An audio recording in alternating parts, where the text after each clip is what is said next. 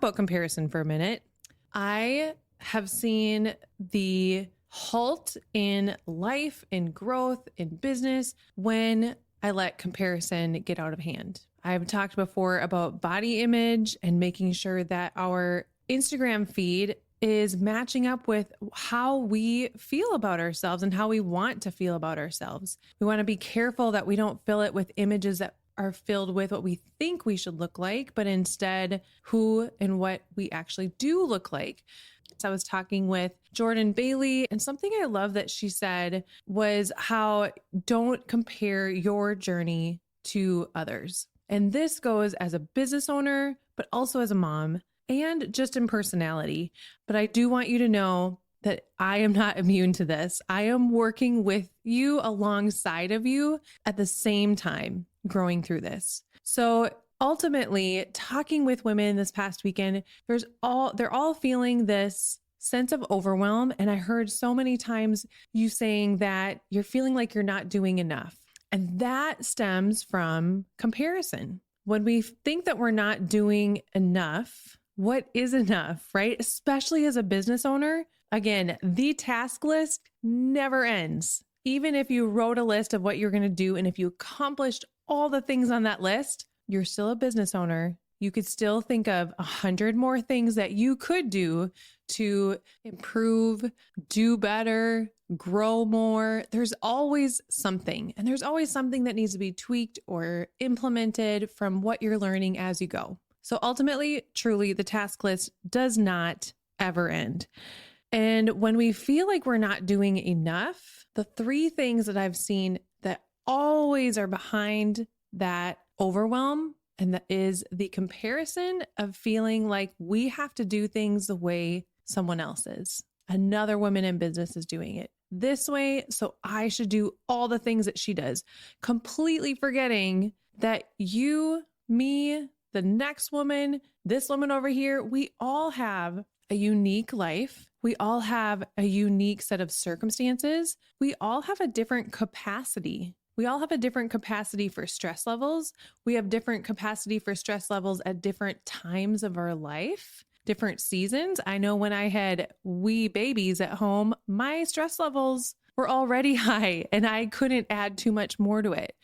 Depending on what season we're going through, we have different capacities and we all are unique. We should not do everything like the next person, and we definitely shouldn't feel like we have to measure up to them. The only person we need to measure up to is ourselves. And I'm here to tell you right now, you're doing enough. You are doing enough. You're doing an amazing job showing up every day, loving your people, loving your clients, doing your best. And if you keep doing that over time, you're going to see that all along it's been enough. So overwhelm really stems from that comparison. And second, what I saw and what I've been hearing is women downplaying their strengths, downplaying their experiences, downplaying your worth. Now, in a little bit, I'm going to tell you how we can fix this. And I'm going to give you a little insight into why this is something I feel so strongly about.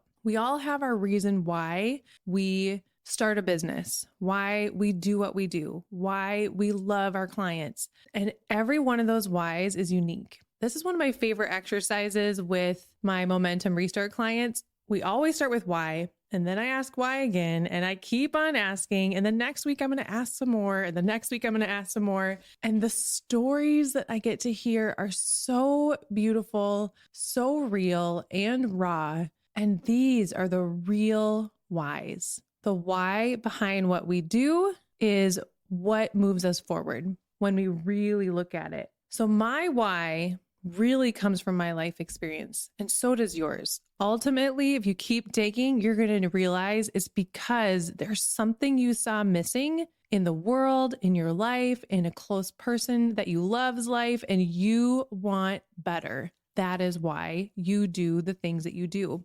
So I'm noticing downplay of women, and I used to do this so much, saying, I am just this, or I just do this, or I only did this much, downplaying how incredible you are. And the third thing is that we're not celebrating. We're not stopping to take time to celebrate. And a lot of times, because we feel like there's so much more to do, or it's not worth celebrating, there's that downplay again, or we don't know how to celebrate. We really don't know what to do and how to turn on that reward system in our brains. So let's fix it, right? We are here to decrease the things that hold us back, but also increase the things that move us forward. If you are feeling overwhelmed, if you're finding yourself feeling like you're comparing, if you notice that you're downplaying your strengths, your experiences, your worth, if you realize, man, I don't even know the last time I celebrated something that I did in my business or for my life or for myself, here's a few tips to help get you started. How to start your day with confidence. And I wrote a 7-minute plan because I know that my morning routine cannot be much longer than 7 minutes. I wish that I was a morning person. My husband loves the morning. He gets up hours before the family and he loves that time. And it sounds so delightful. I wish that I could wake up that early. It's just not for me.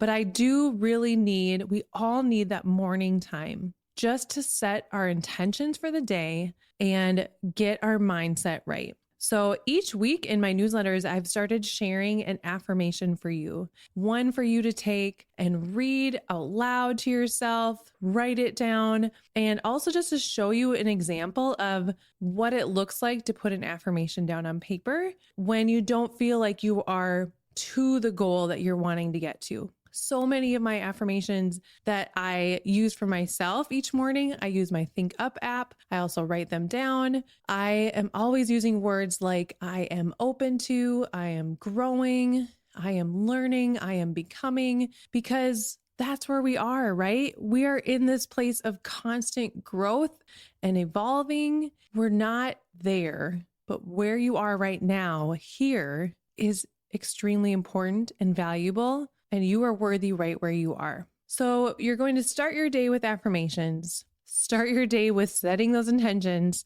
And then here is the exercise that I gave to a room full of women when we had all gathered together to talk about how we wanted to work through overwhelm. And I gave them this exercise because this is something I had to do when I kept saying to myself, I am a teacher, I am a musician, I'm a mom, but I could not see how those things connected to, I was also a health coach and a mindset coach and a business owner. And I couldn't see how everything connected. And instead, I just felt small in each of those areas. I felt like, well, I teach piano. I am a health coach. Separately, all these things. I was downplaying my strengths and my impact and my experience. So what I encourage everybody to do, and I want to encourage you to do this if you're listening today with a pen and paper, or remember to do this later on, write down all of your different roles, different jobs that you've had. Now, in the past, I started working very young. And I worked in a lot of retail. I worked in my dad's office, organizing business cards when I was super young. So all the different roles that you have had and different jobs, even just your roles in your personal life.